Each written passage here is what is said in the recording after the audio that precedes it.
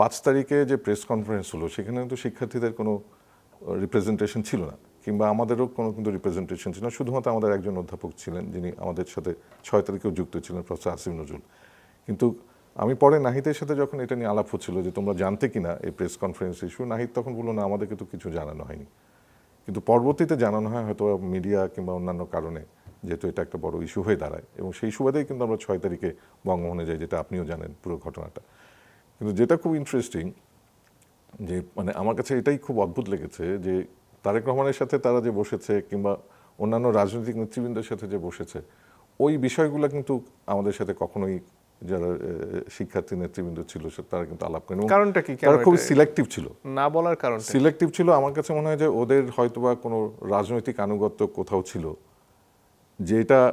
যেই রাজনৈতিক আনুগত্য কিংবা যেই রাজনৈতিক কোনো একটা আদর্শের সাথে আমাদের হয়তোবা সম্মিলন ছিল না, যার ফলে ওরা হয়তো মনে করছিল যে যেহেতু আমাদের একরকমের ভাবনা আছে, অন্ততপক্ষে আমাদের ভাবনাগুলো তাদের জানাটা খুব জরুরি, এবং ওরা মনে করছিল যে আমরা একটা অংশকে বোধহয়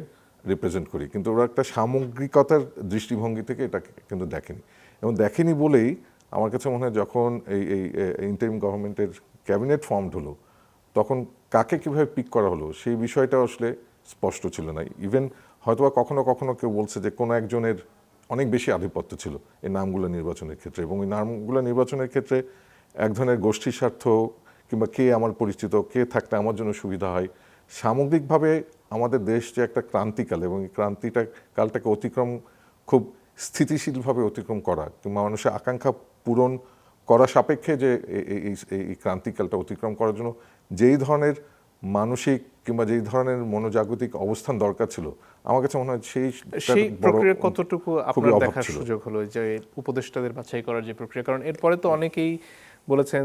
একটা পর্যায় পর্যন্ত যেটা আমাদের সবার সরকার, আমাদের সবার সম্মতিতে এদেরকে নেওয়া হয়েছে, আবার একটা পর্যায়ে এসে অমুক উপদেষ্টা অমুক দলের এই কথাগুলো সামনে এসেছে, সরে যাওয়ার জন্য পাল্টাপাল্টি দাবিও দেখেছি। আমার কাছে মনে হচ্ছে যে এই যেহেতু পুরো প্রক্রিয়াটার মধ্যে কোনো স্বচ্ছতা ছিল না, একটা তো বেসিক প্রিন্সিপাল থাকতে হবে যে এই প্রিন্সিপালের ভিত্তিতে আমরা আসলে ক্যাবিনেটে এনাদেরকে আনবো, ওই বেসিক প্রিন্সিপালের জায়গাটা আসলে কেউ ঠিক করেনি।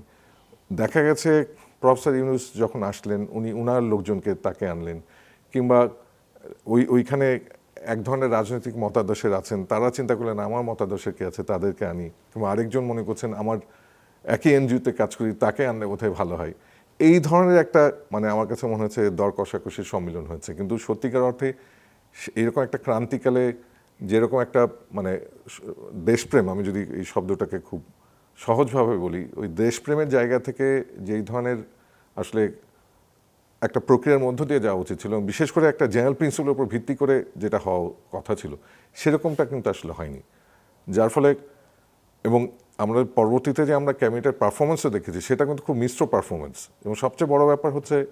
যে এই যে 2007-08 সালে যেটা আমি বলছিলাম, 2007-08 সালে যারা বিভিন্ন পর্যায়ে কাজ করেছেন তাদের আমার কাছে মনে হয় উপস্থিতিটা এই ক্যাবিনেটে অনেক বেশি ছিল, এবং যেটা আসলে এই গণঅভ্যুত্থানের স্পিরিটের সাথে খুব শক্তিশালী অবস্থানকে নির্দেশ করে না। যার ফলে এক ধরনের কম্প্রোমাইজ অথবা গণঅভ্যুত্থানের স্পিরিটটাকে এই যে উপায়ে ক্যাবিনেট ফর্ম করেছে, স্পিরিটটাকে আসলে কম্প্রোমাইজ করা হয়েছে। কাদের ক্ষমতার কারণে সেটা হলো বলে আমার কাছে মনে হচ্ছে ওইখানে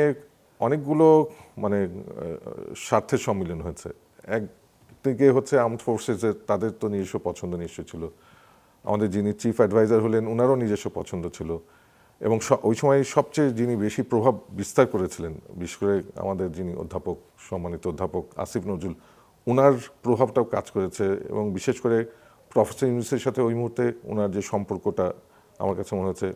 অনেক প্রগাঢ় ছিল বিভিন্ন কারণে, যার ফলে উনি হয়তো বা প্রফেসর ইউনূসের সাথে এই কে কোন নামগুলা যাবে কোন নামগুলা যাবে না, উনি একটা বড় নিয়ামকের ভূমিকা পালন করে থাকতে পারেন, যদিও আমি নিশ্চিত না। কিন্তু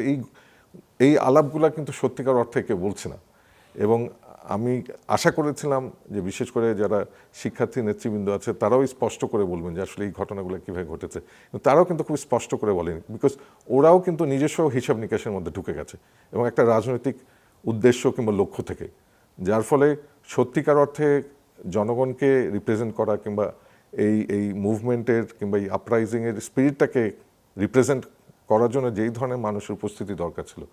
এবং যে আলাপগুলো হয়েছিল, যে নামগুলা আমরা সবাই মিলে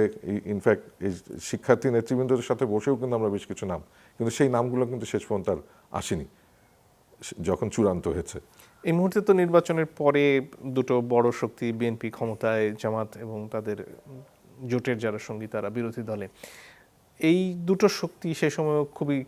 ক্রিয়াশীল ছিল স্বাভাবিকভাবেই। তাদের ভূমিকাটা আসলে কি ছিল সরকার গঠনের আগে পরে? সরকার গঠনের বিশেষ করে বঙ্গভবনে তো ওনাদের উপস্থিতি ছিল না, কিন্তু আমার কাছে মনে হচ্ছে অ্যাডভাইজারের নাম নির্বাচনের ক্ষেত্রে তাদের একটা ভূমিকা ছিল, হয়তো আর সরাসরি না হলেও এই যে ধরেন